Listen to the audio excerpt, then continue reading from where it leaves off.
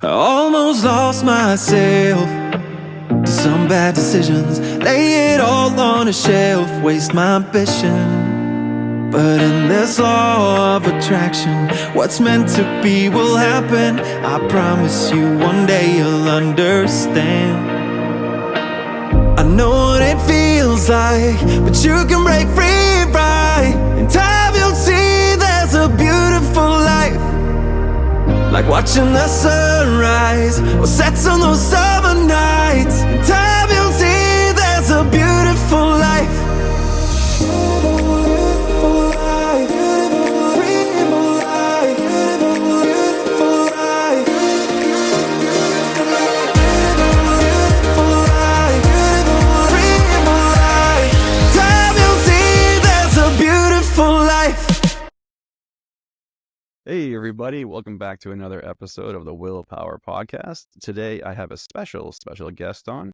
His name is Dr. Brian Licuanan. Am I saying that correctly? Yep, you said it correct. Beautiful, beautiful. So Dr. Brian, it's taken a few times for us to finally link up, but I'm happy that we finally have, because I was really excited to talk to you. There's so many questions that I have burning in my brain that I really kind of just want to get them out there. Before I get into all that, just tell me a little bit about yourself, who you are, where you're from. Yeah, okay, well, great. I currently reside in Southern California, and this is where I practice out of. I'm a licensed psychologist, my PhD, and my clinical work currently consists of 100% telehealth. I'm contracted with various entities throughout California. So from Southern all the way to Northern California, I see various clients. I do have some extensive experience working in residential treatment for adults struggling with pretty significant mental health conditions and substance use disorders. Also in private practice, I do have a specialization in insomnia. I work a lot with substance use disorder and now family crisis strategizing for families who feel kind of helpless out there and have a loved one who refuses to accept or get some type of help. And as well, real quick, I'm really passionate. One reasons why we connected of spreading mental health awareness. And so through the National Alliance of Mental Illness and through parents of addicted loved ones, I assist in either writing blog articles or participate in knowledge forums, as well as facilitate support groups for them. So that's just a little bit what I do in a nutshell. Cool. So Dr. Brian, let me ask you this first question. Okay. Sure. So here I am in 2024. But in 2014, we'll go back 10 years. Where were you? I needed you. What I mean by that is, I don't know if you know much about my story, but I had a severe alcohol problem, and I actually drank myself to a liver transplant and a kidney transplant. So I was just wondering, from your clinical point of view, what should I have done first when I realized that I had a problem with drinking? Like, where should I have just started? Wow.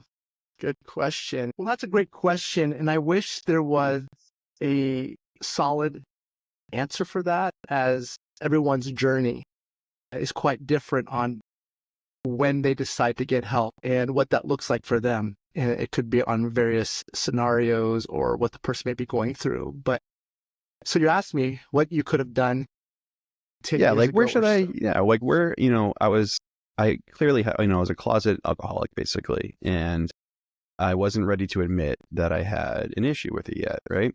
So, from my point of view, I was trying to kind of white knuckle it, trying to do it all on my own, which was like the biggest mistake of my life. Honestly, it was such a big mistake that, I drank myself to a liver transplant. So, if I could go back in time and I had Dr. Brian right here in front of me, where should I have even started? Like, what should I have done? Well, the biggest thing that I think is the driving force to making a change is we have to get honest with ourselves, first and foremost, and then honest with other people.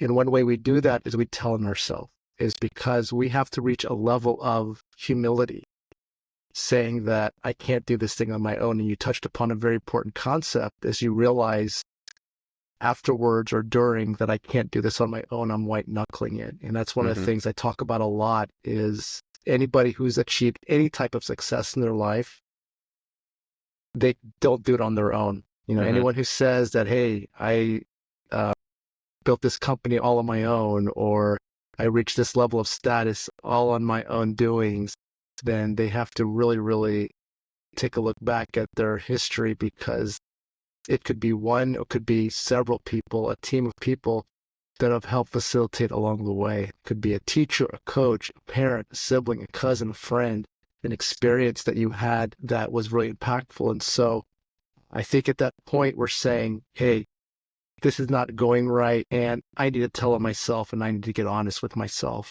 And that is, to me, the biggest start to making a change. And one of the things that I also talk about and write about is some of the best words anyone can ever say to themselves when they're ready to make a change is 2 words: I'm done.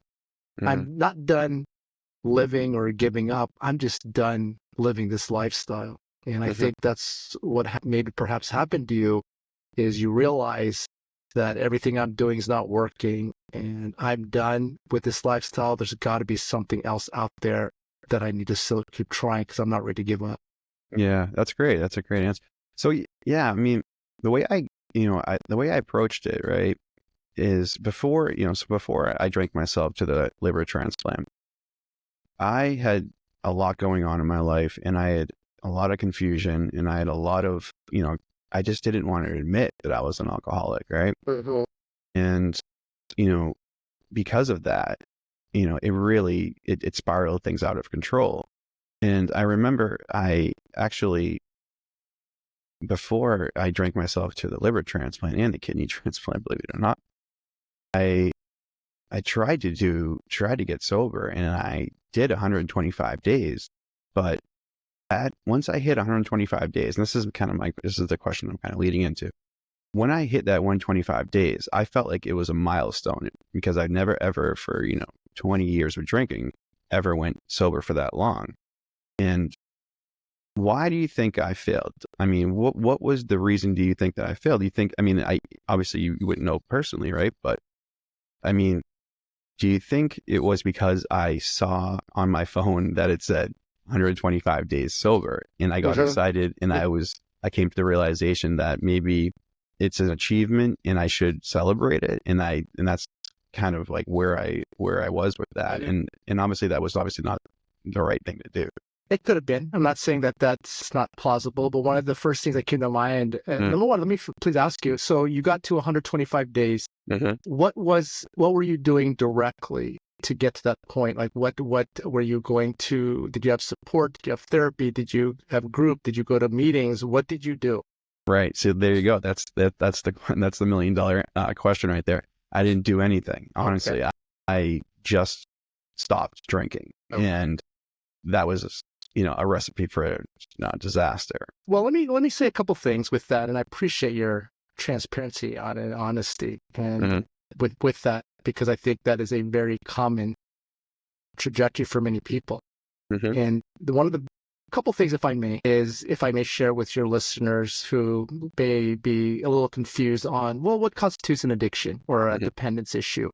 And the typical things are that if someone continues to engage in a behavior that they can't stop doing, and know that it's not healthy for them or right for them, or it doesn't have good outcomes, that's one sort of level of some type of addiction. Addiction is not just a substance. It could be gambling. It could be some other cutting behavior or anything like that, where we realize and we can't stop doing it despite its negative consequences.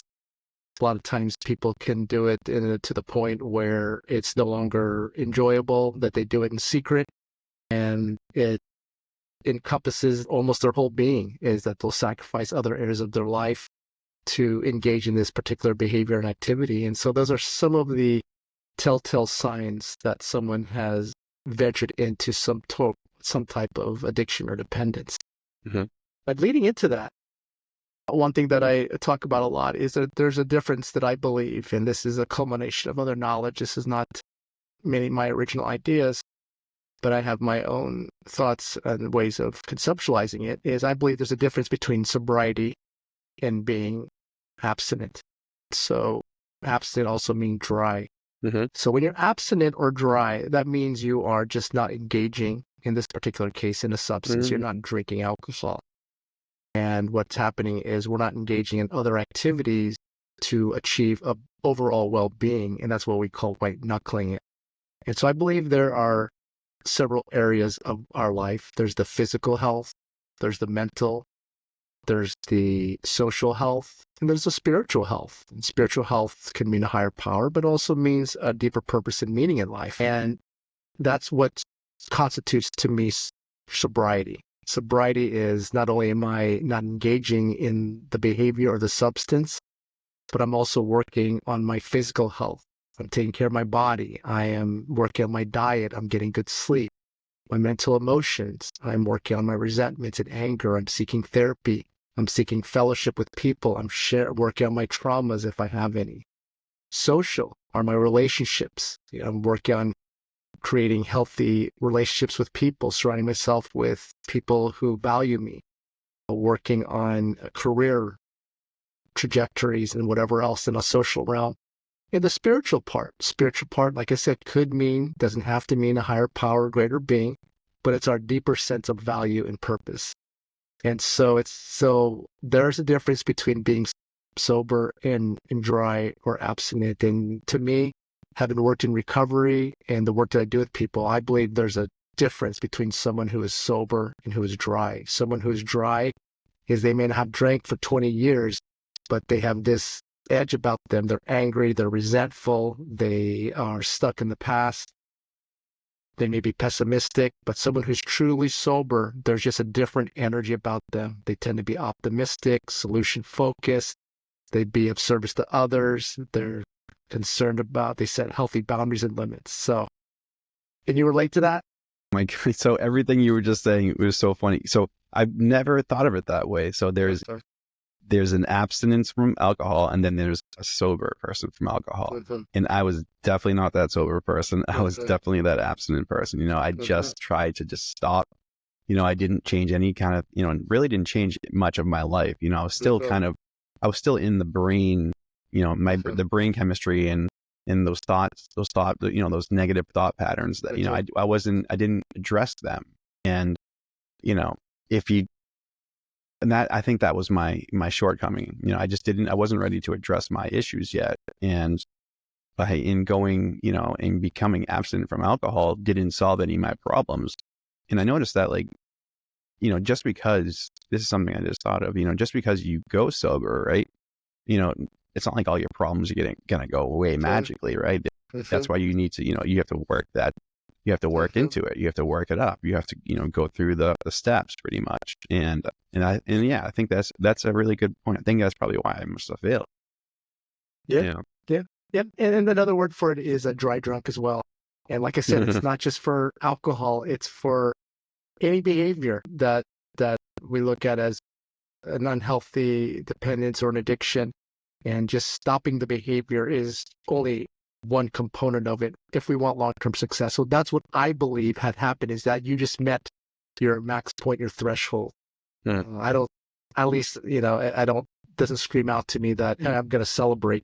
No, couple things that come to mind is sometimes it's a self-sabotage. Sometimes people don't believe that they don't deserve it, and they're fearful of to be successful, or feel like they don't deserve to be successful, so they self-sabotage.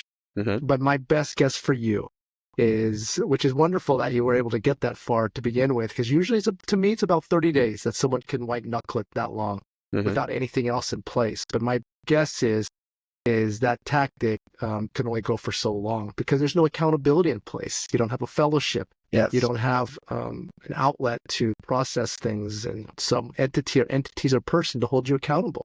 And that's where fellowship and sometimes recovery and sometimes meetings, if it is relevant, really helps. Yeah, I totally agree with everything you just said. I didn't have that community. I didn't have that network. I didn't have there was no one besides my wife, of course, but there was nobody, holding me accountable when it came to that world, because she didn't live in that world, right? So I feel like, at that time in my life, when I did that sober 125 days, I definitely should have immediately just reached out to, someone, at least somebody, and just kind of be vulnerable and honest with myself and them to, really do the work. And that's where, I kind of lost my footing, was when I just tried to do it by myself. And I think that's such an important thing that you just mentioned. So, yeah.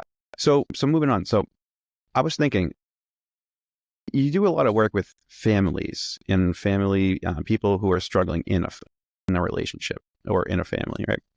So I was wondering, I have a close family member who is, who's addicted to a crystal meth, and I don't know even the first step or where to begin with something like that. And I was just more curious as to, what would be the first step in that? I mean, is every addiction have its own, obviously, similarities and differences, but does that particular drug, like, how do you go about like handling that one? Because that one seems a little tricky. That one's not as cut and dry, I feel like, as some others. Yeah, and that's true. Are we going to compare crystal meth to THC?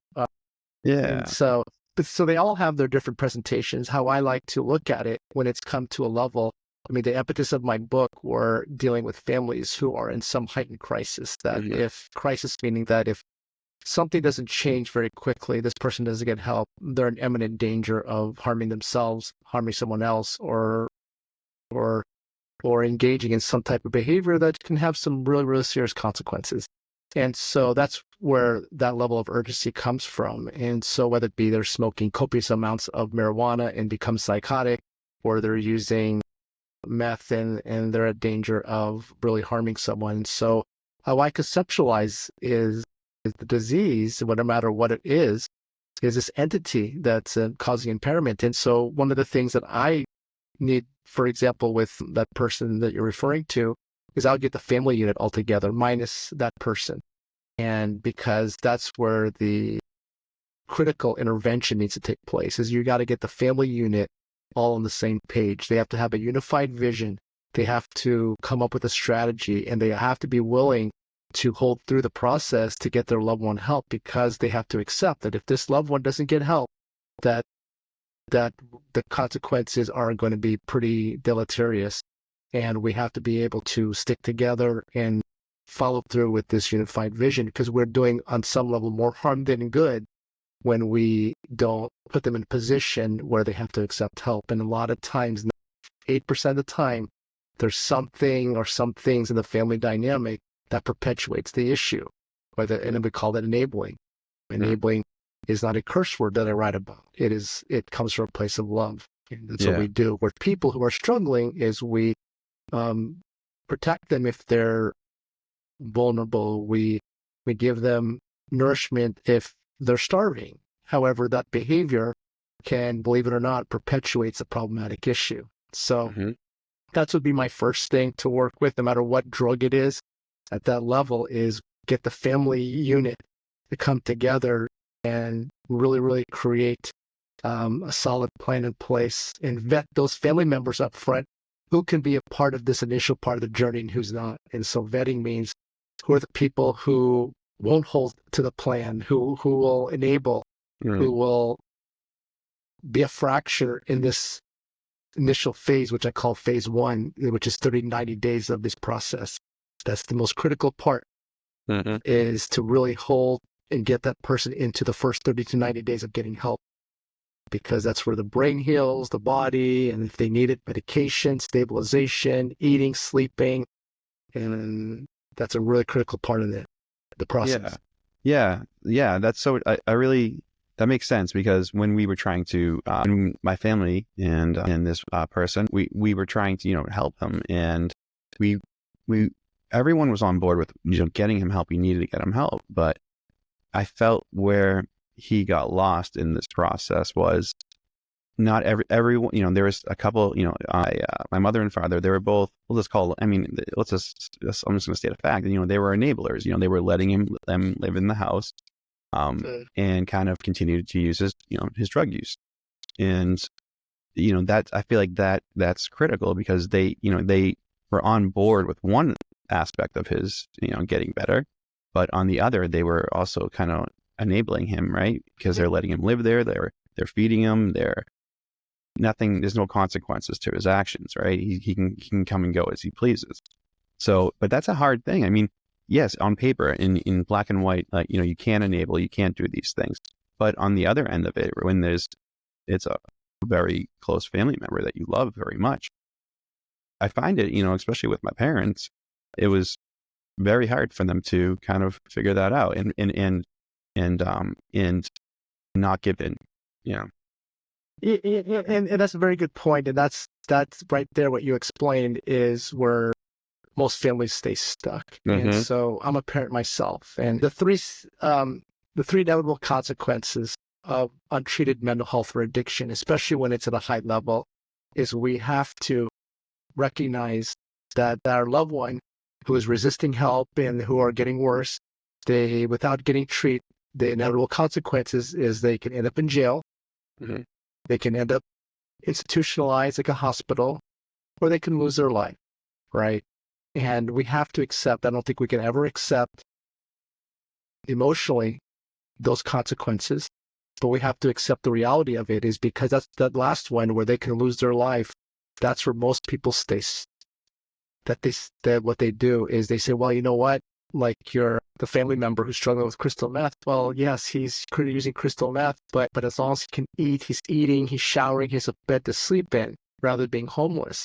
The reality is it's a progressive disease when it isn't being treated, and he could die from a heart attack from crystal meth. He could have a psychotic rage and harm your family. And so we have to accept the inevitable consequences, because the longer someone stays in this state, the higher at risk they are for losing their life or engaging in a behavior that may harm somebody else. Meth is, you said it earlier, there's a lot of substances out there that are bad, but there's something about meth that just does something to the brain and causes a lot of dangerous activities that puts not only that person, but a lot of other people at risk.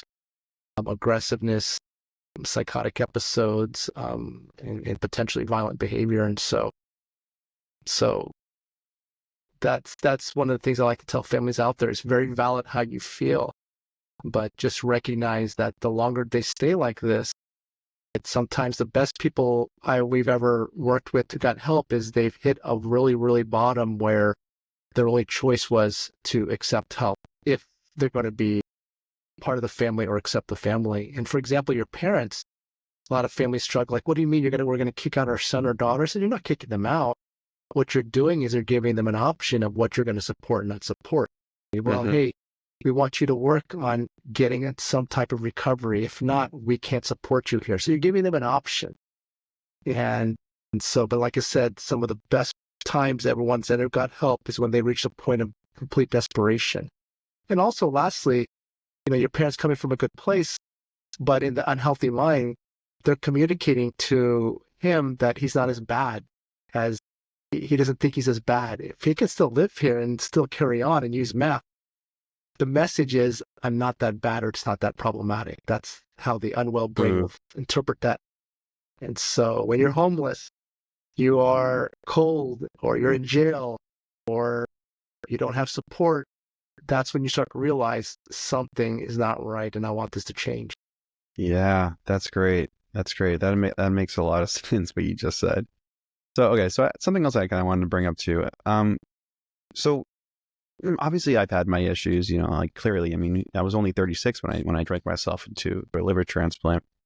I was wondering, how much of that do you think was trauma based, and how much do you think of it was maybe associated with, let's say, genetics or predispositions to alcohol consumption? Like, do you think it was maybe a little combination of the two, or do you think it's mostly me? That's kind of more of a personal question, but I'm also very curious about what your answer might be. Well, it's a combination of both. Every case is different, right? Some people may have just have a predisposition. They may have a genetic condition, a genetic or a family history of addiction that puts them already at risk. Or you have someone who had traumas childhood traumas growing up, or they have a congenital condition what they were born with. So everyone has a lot of different risk factors as why they got to that. And I believe it's a mixture of nature versus nurture. I could tell you this is that in whether it be in the treatment that I worked in or my current work on an outpatient basis or whatever capacity I work with, I would say about 95% of the people who present to therapy or seeking help, I could say nearly 95% of the time, their current issues of how they struggle, whether it be unhealthy ways of coping, could be traced back to an earlier period in time, and that's childhood and adolescence. I believe that is a vulnerable time in one's life that can determine their trajectory and how they view the world and themselves and the way they deal with adversity and other things later on in their life. And so, but I would say especially when I was working in the recovery arena, I would say 100% of the people that I've worked with, and I've probably seen hundreds to probably thousands of people on some capacity, whether it be in a group capacity, is they all experience some type of traumatic event.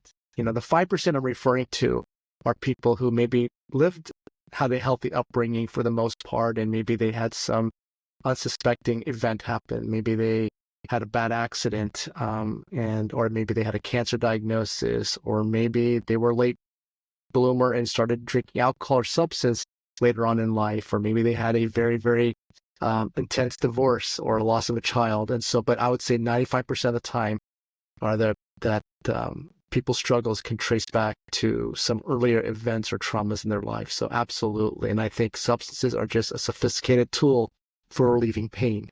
And because it works, and that's what I talk about it. The reason why someone uses some type of unhealthy behavior and they're addicted to it and they can't stop doing it is number one, because it works. You wouldn't be doing it if it didn't work. You wouldn't be drinking alcohol, right, if it didn't give you the relief or whatever you were navigating through, right? That's why some people drink alcohol versus meth, THC versus heroin, right? Cutting on themselves versus getting into fights. It's because it works for what it was originally intended, but as you know, it becomes dysfunctional and counterproductive as time goes on.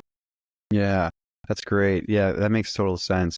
And I don't want to keep bringing it back to me, but I'm like a case study here, and I have someone who's a doctor. So, once I started drinking, and I realized, I think it was about 25 when it started to kind of spiral out of control, and I was over drinking to the point where I was losing friendships. I was, I was doing poorly at my job as a teacher. I wasn't engaged, all these things, right? And then it started to spiral and spiral and spiral. It almost felt when I was in that moment, in that point in my drinking career, I felt as if, okay, like this is who I am now, and this is all I can do. This is all I'm bringing to the table. And I wonder, from your point of view, how much of that was it just me figuring out, okay, like this is my new identity and this is all I can do. This is all I'm willing to do. Or is it because I just wasn't aware of maybe that there is a brighter life, like, how I am now compared to how I was, even only 3-4 years ago. I got my liver transplant in 2023. So it was not that long ago, honestly. And was it 2023? 2022, sorry. 2023. It was the very beginning of 2023. And then I just had my kidney in March of 2024. But yeah, I just wondered, because at the height of my alcoholism, I gave up, and I just, it was just easier to just give up. And that's how I felt. Like I was on a self-destructive path of death. That's how I felt. I just lost all chains to reality. I just wanted out. And that's a scary thought. It's how easy I got there. And I just wonder, what we can do as people to help each other. I mean, I know with there's communities and things like that, but like, what is that driving force that makes someone just kind of give up like that and say enough is enough? And how often do you come across? Well, definitely, when someone is engaging in a substance use behavior, there's co-occurring issues. Yeah. And sometimes people come into treatment or therapy with me and says, no, I'm just an alcoholic.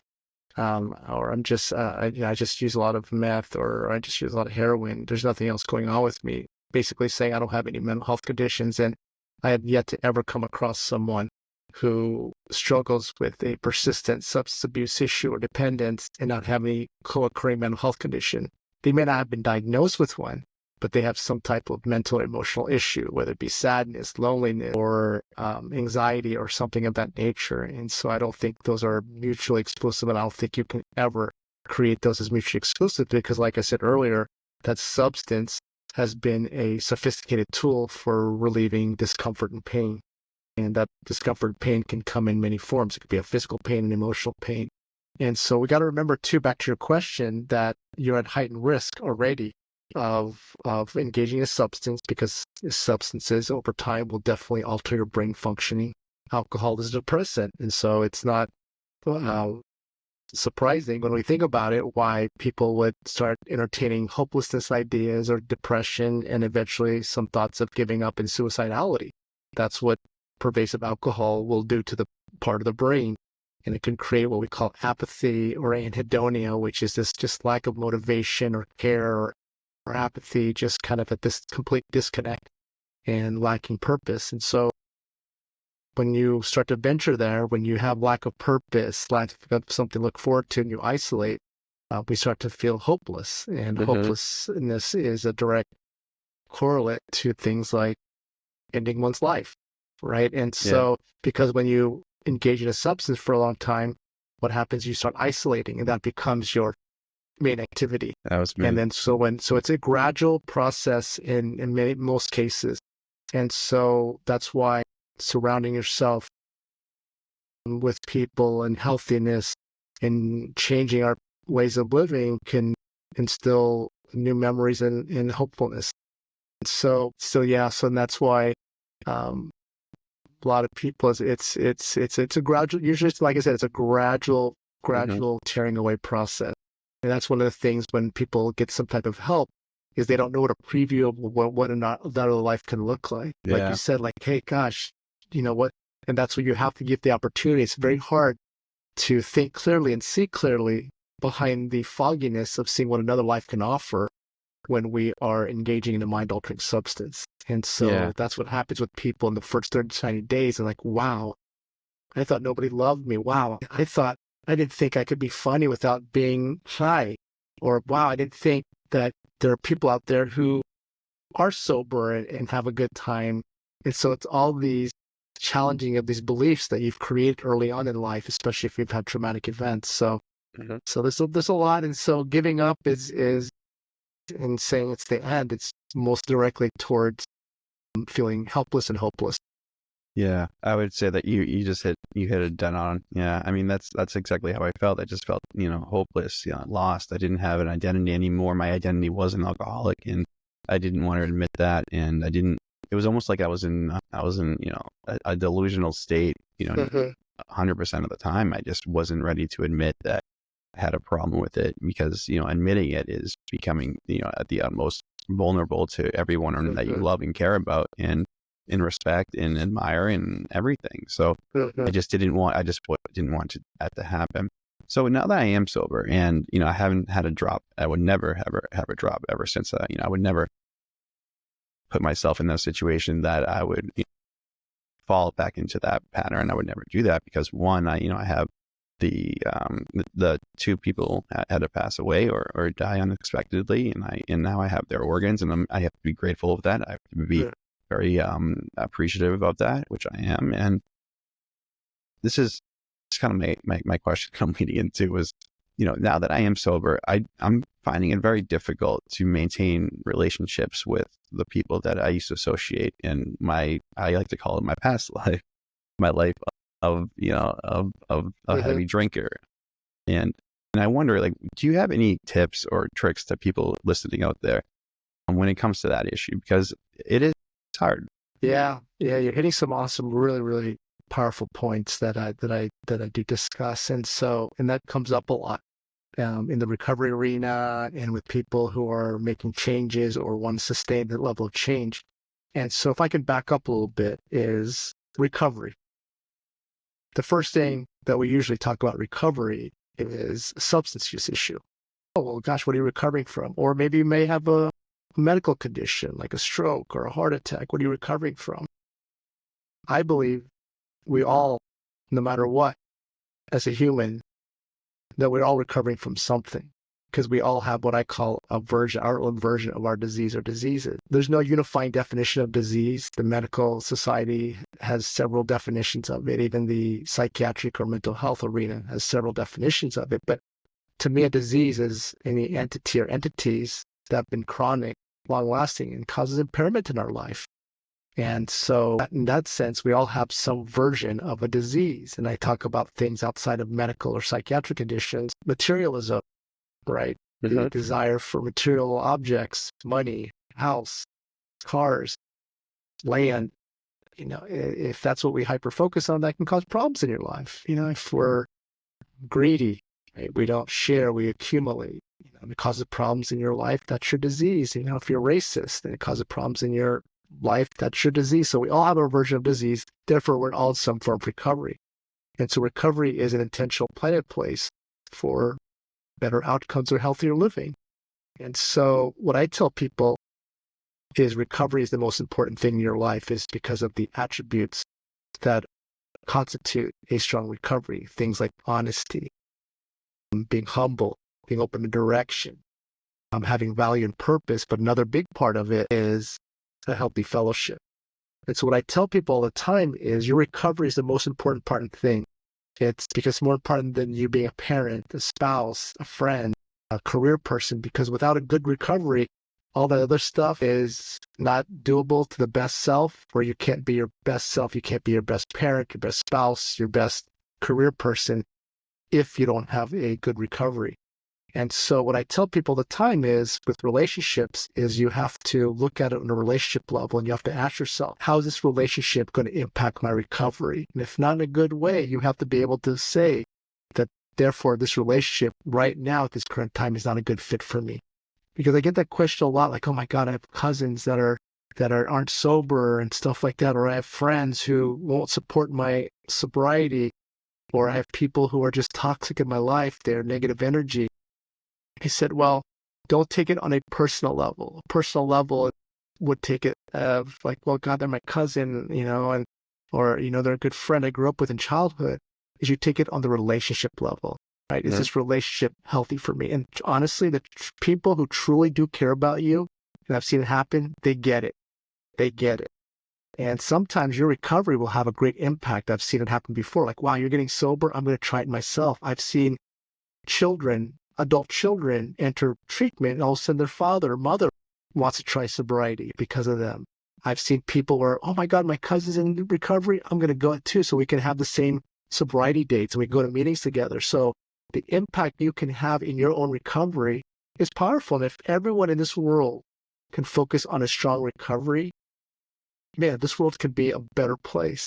Yeah. And so if I could give one example of how this highlights perfectly, I had a gentleman I was working with, and he had a girlfriend who that he was dating, that they had met, and he finally was wanting to get sober. But he felt guilty is because she wanted to keep drinking, but she helped him through a really serious medical condition.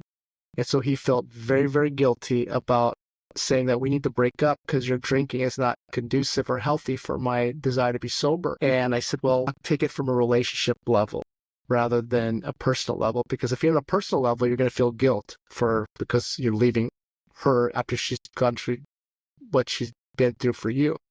But if you take it on a relationship level, saying, is this relationship healthy for my recovery? And so he talked to her. He said, hey, right now, our relationship is not a good fit for me. I've got my stuff to work on. I'm trying to stay healthy and sober. And she understood it. And guess what? She decided to try getting sober herself. So How'd it go? Did it work? She was able to get on her own path of recovery. And so when you take it on the relationship level, and like for you have all those people who truly get it will understand you're doing you. Yeah. And sometimes we have to shelve relationships. Like, hey, right now this relationship is not a good fit for me right now, but they're my cousin, they're my good friend, they're my childhood buddy. But right now, maybe one day it'll be a better fit. Maybe they'll be in a better place. Maybe they might get sober. But you have to protect your recovery with everything you have, because with your recovery, I believe all life answers come from a strong recovery. It's sort of our moral jury on deciding on things, like a job. Like if you, let's say you're sober and you get a job and traveling was a big trigger for you because you would drink in the hotel lobby or you drink in the refrigerator in your room. And you have to ask yourself, yeah, this job is making a lot of money, but is it healthy for my recovery? And so I believe recovery can be the jury for a lot of decisions. And that's with making new friends, a romantic relationship, if taking a certain job. Is it conducive and going to be positive to my recovery? And I think a lot of answers can come from that question itself. Yeah. I wonder, that was just something else I was thinking when you were just speaking was, why is it so difficult for people that do want to get sober and then they say they did like something like I did, like 125 days, right? And why is it so common that people go on it, off it, on it, off it, on it, off it? And then, they get upset when their lives don't change, right? When things are just the same, they're doing the same things, the same patterns, routines, everything like that. I just find it curious, why do people all of a sudden, they're trying to do it and they're trying to get sober and they try, maybe they do a month, like Sober October, right? That's a wonderful concept. But, I just wonder, what is maybe some tricks or some tips that you could provide on the listeners right now that, would keep you on that sober journey, keep you on that path of sobriety and really hold yourself accountable and all those things. I'm just curious. You highlight one of my must-knows, and I write about 25 must-knows, and this 25 must-knows are the 25, I believe, most essential knowledges, no matter where you are in this journey, whether it be you're brand new to it or you've been doing this for many years or decades. If you're an educator yourself or you're completely brand new to mental health education, I believe it's the most foundational knowledge. And you highlight, and that's why my focus is so much on the family unit minus the resisting loved one, is I tell people the reason why your loved one can continue to struggle, why they can go to treatment for 1 week and leave and go back home, why they can cheat on you in a relationship repeatedly and still come back to you, why they can be sober for 120 days and continue to drink again. 3 simple words that I write about as a I must know. The reason why people can continue to struggle is because they can, right? And so I can almost guarantee you, whoever you're referring to, that hypothetically or what have you, or actually real life, is the reason why people can continue to struggle is because some entities in that's people, places, situations in that life are condoning or allowing or co-signing that lifestyle, right? And I see it happen all the time. Like your brother is, he could continue to struggle and use meth is because he can, right? Is it because he can on some level? And one thing I want to tell your listeners too, the way this disease works as this entity, and I like to look at it as a separate entity, not your identity, but it's a separate entity from you, is you can't overlove it, right? You can't, like, I'm going to love it out of him or her, or I'm just going to show them. No, that's exactly what it wants. It wants you because it has you in their grips. It has you in the grips of guilt and shame. And so it doesn't mean you have to stop loving them. It just has to mean that the love has to look different with rules. And so, yes, the reason why people continue to struggle is because they can. We have to shut down what I call the manipulation aspect of the disease, the threatening, the blaming, the playing victim, the using charisma, using money and sex. That's what we need to shut down. And I don't know if you came across what I talk about is an 80-20 model. And I believe it's a pie chart. Imagine a pie chart. 80% of why someone struggles is legitimate and valid. They could have a genetic condition, they have a family history, or maybe they, have a mental health condition, maybe they're abused. 80% of why they struggle is valid. 20% of why they struggle is an aspect of disease called manipulation. And that creates the barrier to addressing the 80%. In that manipulation, like I said, there's thousands upon thousands of ways we can manipulate. Manipulate is getting people to do things they normally wouldn't do. And so that's what I tell families to shut down, because there's no way we're going to get to the 80% if we don't shut down that 20%. Mm-hmm. So this is something that I just thought of. There's a lot of people that on my channel that they're struggling with alcohol, or it's mainly alcohol, but There are other people out there who are, it's other drugs. And if they're listening and they just want to stop and they just want, like, what's the most important first step, would you say is, like, okay, this is where I need to begin? Is that just admitting that you do have a problem, or is that like actually taking like a step, whether that be on an exercise bike or something like that, or, just going out for a walk? I mean, there's so many of these tips and tricks videos that you see all over the net that, did I say the net? I can't believe I just said net. I said all the internet that, that you can go and watch and check it out for yourself. But, coming from like a clinical standpoint, I'm just curious, what would you say like would be the most important first step in the sober journey? Well, there's two parts to that question. And the first one I would say is, yes, ideally, when you can get to that point that I'm done, like I said before, is that I'm done. I'm done living this lifestyle. That is some of the most powerful words that someone can express to make change, knowing that there may be something else on the horizon, right? And so I'm done. The other thing too, my other part of it is sometimes we think we have to change how we're thinking. We have to change how we're thinking before action could take place. But sometimes taking action first can feed into, because when people struggle, like yourself, when you were struggling, it's no longer about one thing any longer, right? Especially if someone's been struggling for a long period of time. Is maybe it was the start of it. Maybe someone was abused as a child, and that was the start of it. But by the time, years, decades later, it's no longer their struggles about that one thing anymore. It's several things. It's these unhealthy relationships. It's the people who I surround myself with. It's a substance use. It's a negative pattern of thinking. It's whatever else. And so as we address things to get better, it's not just about one thing. It's not about one medication. It's not about one type of meeting. It's not about one type of therapy. It's a combination of several factors. And sometimes working on something like your physical, getting into the gym, right? That could have indirect or direct impact on wanting to get sober. When you start working in the gym, what happens when you work in the gym, for example? When you work in the gym, there's relief, there's dopamine relief, which is there's endorphin release, which is our natural opiates. There's dopamine, the serotonin, there's just your body change. And what can happen there? Then, okay, I'm seeing my body change, I'm feeling better, then I want to eat better. So if I'm eating less now, so I start to eat better, then all of a sudden you're feeling better. And then so you distance yourself sometimes from resorting to alcohol, is because, hey, I want to feel better, I want to look better.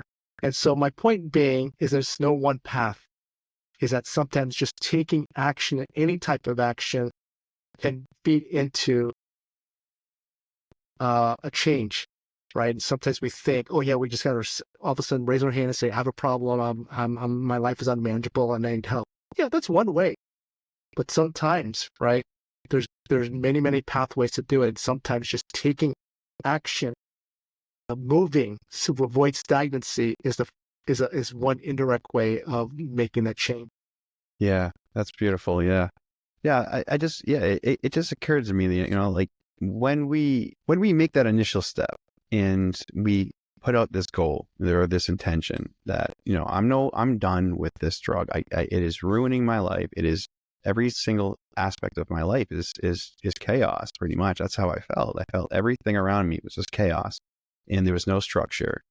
And once I woke up from the transplant, I said, that's it, I'm done. I found that there was this really nice high. Like once I hit that uphill high that you hear a lot from people who initially go sober.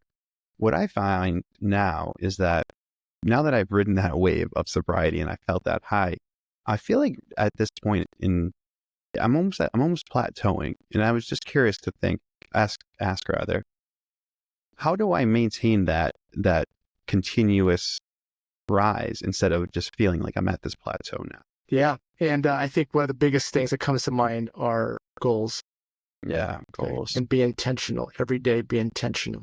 And I think what happens a lot, and here's why I think also a lot of people tend to potentially relapse and lapse after a certain period of time, like especially after the 1 year mark. You hear 1 year, make it 1 year, make it 1 year, make it 1 year. What happens is I've seen it happen before around the 10-month mark, they start getting anxious, like, oh my God, I'm almost there. And if they don't have any plans, they reach this mountaintop. But then where do I go from here? I've been working so hard for this 1 year. right? This 1 year, but I have no other plans. No, you start making plans for your 13th month, your 14th month, your 15th month. So that's number one is to avoid that plateau. Because to me, a plateau means, number one, I haven't set next level High enough goals, goal. or I'm stagnant. I'm reaching a level of stagnancy. And that can happen with anything. You reach a plateau in a workout. Oh my God, I'm working out, but I'm not getting the gains. I'm not losing the weight that I thought. I'm not getting stronger than I thought. It's because we haven't added our next level, whether it be variety, whether it be adding something novel, something new to it. And so that is a very common thing of why people plateau is they keep doing the same thing, right? And not getting the results that they want. And so for the sobriety arena is have variety in it. If it's going to meetings, go to a different meeting, take up a commitment at a meeting, connect with new people, try something new, add something new if you're in therapy, hit another topic that haven't talked about before. But it's always, to me, is next level goals, and write it down on a piece of paper. What am I going to focus on for this next month? Could be a week, month, 3 weeks, or my 2025 goals. This is what I want to be physically. This is where I want to be mentally. This is where I want to be socially or career. This is where I want to be spiritually. And I call it beacons in the water. When you wake up, you go to an ocean and you have no direction, that's intimidating. But you need beacons in the water, which I call goals, because when you have goals, you wake up with an intention. When you have an intention and you accomplish goals, you create what we call self-efficacy, which is a belief you could be successful, which leads into self-esteem, self-worth, and value, and then eventually purpose and meaning. Yeah, that's so great.